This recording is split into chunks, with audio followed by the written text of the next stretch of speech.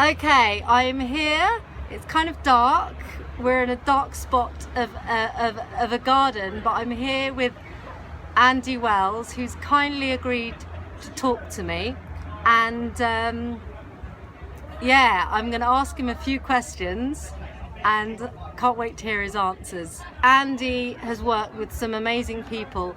Meatloaf, he's a drummer with Romeo'sDaughter, The Slaves, to name a few, and I witnessed a few weeks ago his drumming for the first time and saw the most incredible drum solo that lasted for 2 minutes, and yeah, it was pretty awe-inspiring. So okay, Thank you.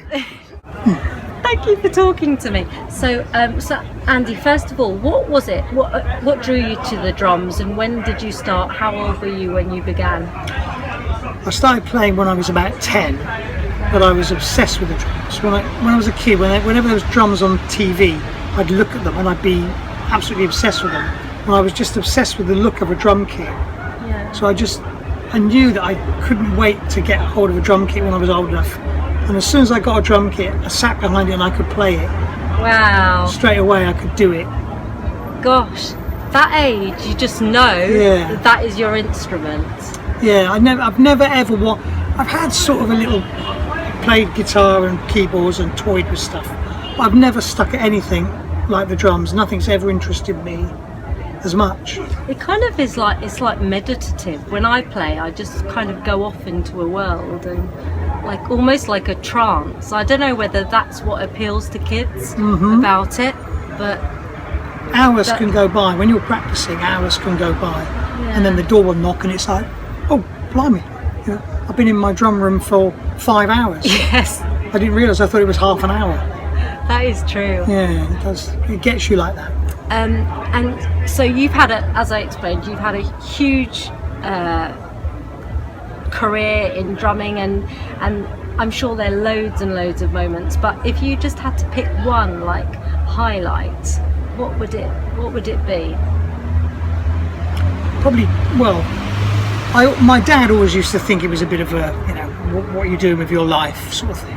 And then when I was 24, I phoned him up and told him that I'd got the gig doing a world tour for Meatloaf. Wow. And that was the best moment of my life, because my dad, that was it for him. It was like, okay, you did the right thing. Yeah. Can I just say, my dad, who will be listening to this, I hope you will, Dad, do you remember all those hours driving me to school, probably around the same time that you were doing that world tour and singing along to Bat Out of Hell? And now I'm talking to the drummer from that time. It was when he had the comeback single, Give Me the Future with a Modern Girl. Okay. It was then. Yes. That was when I got the gig. Gosh, what a time. Dad, there you go. So Meatloaf, well, yeah, I'm not going to sing Bat Out of Hell to you now, but I'll sing it later off camera. We haven't got 20 minutes. No, we haven't. Okay, so my question to you, because this is what my drum quest is about, and what is it, in your opinion, what defines being a good drummer, and yeah, what is your definition of what a good drummer is? I think the obvious things are, you know, blending in with what you're doing, not showing off, not trying to grab the spotlight, that kind of thing. But I think the most important thing is to have a personality in your playing. All my favourite drummers are the sort of drummers where you hear them, you know who they are. Yeah. And I think that's the hardest thing to achieve on any instrument, but it's also, I think, the best thing. So it doesn't matter if you're technically brilliant. If you play the drums and you say, that's Keith Moon, that's John Bonham, that's Phil Collins, you know by their sound. And to me, that is a great drummer. That's a really interesting point, and so true. That's what they're remembered for. They have an individual style. I love it. If somebody says to me, I'd know you're playing a mile off. I love that. That's better than having all the, I mean, a lot of drum these days, the world has changed a lot, and you go on YouTube and you'll see 10-year-old whiz kids and they're doing incredible stuff, but it's robotic. It could be anybody. Whereas you get somebody like Phil Rudd from AC/DC, you'd know him anywhere, and all he's doing is fall to the floor. But the way he does it is what makes him him and all of us us. His personality in his playing. I like that. So you mentioned Phil. Any other drummers that for you personally are just, you know, you respect, you admire, you've been influenced by? Loads. Bill Bruford, Alan White, Phil Collins, Charlie Watts, Ringo. You've got to say Ringo, haven't you? If you're a drummer and you don't like Ringo, then I think you've missed the big, because it's easy to say, oh, Ringo, he was so simple. But if you've missed that as a drummer, you've missed something and what a style, major. Well, exactly. Well, he was left-handed playing a right kit, so when he did his fills, they always went that way, which not people don't realise that. We always go down top floor. He went floor top, which is why he was unique, because you know that's unusual. That is to do that. But yeah, those guys are my favourites.